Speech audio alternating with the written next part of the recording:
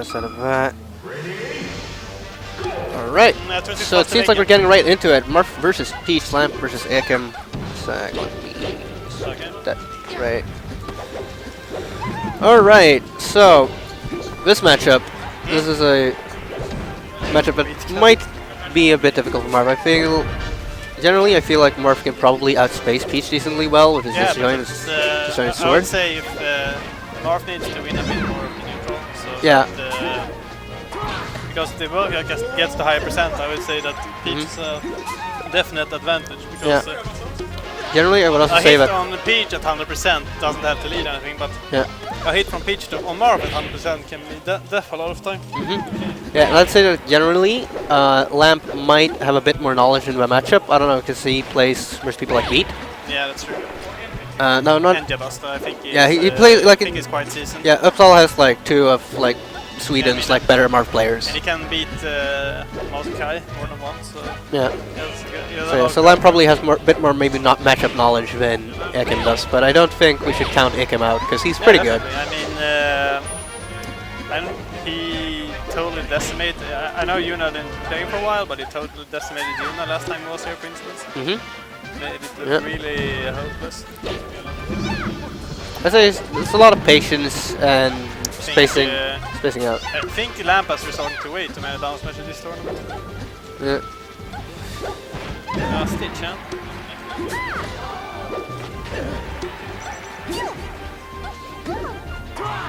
Alright. That looked like you could have grabbed from that turn. Very interesting. Yeah. I'm not exactly sure how much Marth gains from a grab, but maybe you could have done like a down throw. That's unfortunate. He could have probably tried to hit him. Here we have this over 100% trade where Marth just dies. I think what Eekim should have done was is that because I assume like the walking forward was not intentional, but I think doing an up tilt would have been a good thing in that situation.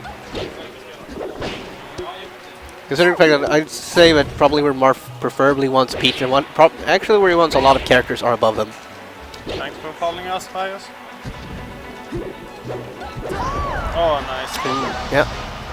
Those are one thing you really like in this matchup. That's Marth. I think he lost his double jump or something. Yeah. But he lets him get back. Charity stock. That's not what a charity stock is. No one thinks it. It's just a meme. I think it's just a. There's probably someone out there that's dumb enough to believe it's more balanced. Like one of the few arguments I've heard is that people like the spike of Marth down there. That's like one of the very few arguments I've heard for keeping MTS stats. Yeah. And freeze glitch, that's very important. Oh, nice power shield. Oh, can't combo. Oh, that would have been really cool. But that's Paul, he would just probably been up beating his face. Well, if he would have actually if you said it, just want to like try to go for like a Palcan combo, that would have been cool. Not that it probably would have happened. What? We're talking about up B. Yeah, that's the Palcan combos when you do an up B instead of down air. You have to score. Yep, I got you. So our first game goes to Lamp. Not necessarily. CC, whatever that means. Yeah, I would tell him, but they immediately started. Yeah. More than once. He's been down tilted and like meteored into the floor, and it looks really stupid. There he gets a jump, air dives back, nice. Maybe it's a really good option for Peach when Marth is really in her face. I haven't thought about it. Nice, he gets it back. Oh, oof! Fortunately, smacked. Yeah. Nice. Oh, okay. Keeps up the pressure. It could have been an F smash. Oh, that's a good down tilt. That's how we do it. It's a good down tilt. There we go. Randall to save her. No. It's a bit more on the clock before Randall shows up, I believe. Yeah. At least it should be something with 5-4 seconds regardless of side. Is it like 45 and 15 or something, I think, that he shows up? Don't quote me on that, but I think that's somewhere on that. Okay, no, I was wrong. Oh, it's probably 5 and 25. I thought that would be a lazy down smash, but that wasn't a laser down smash? A lazy down smash. Oh, lazy, yeah. Could you make sure that Pepito and Ludde get their game registered? I think they're still a bit behind in the bracket. The what? Pepito and Ludde are not playing? They should be done playing. Alright. Oh, that's unfortunate. You can't question the brutal Nair. It's really raw. Oh, nice. I haven't seen too many back airs to instant down smashes. Credit to that. I'm not entirely certain how knowledgeable Eekim is about Peach crouch cancel, because it feels like he underestimates it a bit. Like with when Peach's crouch cancel, I think he underestimates sometimes like when he can actually like not need to necessarily space it perfectly in tipper range. I think a lot of times, at least they need to be high percent. You really need to catch Peach off guard for you to get that insane fair combo. Yeah. But I think it's easy to try to go for it, because if you get it, then it could be a time if it works, then sure, it's worth it. But I would say that like, but I mean, it's easy to get too dependent on it, and that could be an issue in its own. Yeah, so I'd say that's one thing Eekim needs to think about a bit more, is just actually respecting crouch canceling, because it's a very, very good option, especially for Peach. I'm not exactly sure how viable it is for Marth to be at the ledge when over 100%. It feels like the few options you have to get back on stage can be quite risky. Yeah. Oh, that's good. That's brutal. Don't really agree. I think you should have done no mercy by Lamp here. Alright. Try to go for a wonky feature. Oh, yeah. I could have spotted down smash from miles away. Yeah. It was very legit to do as well.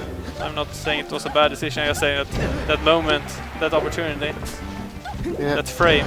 It all had a scent of down smash. And there's the up air, not still not finishing the stock. Yeah.